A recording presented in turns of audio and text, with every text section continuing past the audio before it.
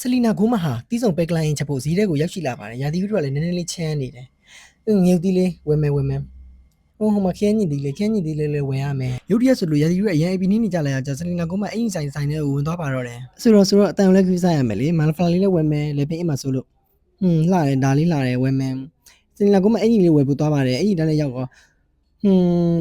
ဒါကြီးမကြိုက်ဘူးဇာရာကြီးပေါ်တယ်ဒါလေးရော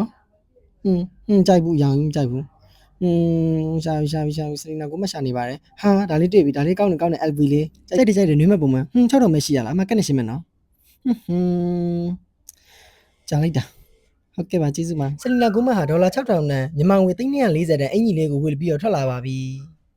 ရာသီဥတုပူကနှင်းနဲ့ဘယ်ရောက်သွားတော့မြင့်လိုက်ပြသလိုပဲတော့ပျောက်သွားပြီအိုက်လိုက်တာပူလိုက်တာဟဲ့ဆလီနာကိုမအရင်ပူနေပါပြီဆလီနာကိုမအရင်ပူရတယ်လေငါတတိမပဲဟာနင်းနေပြလိုက်မယ်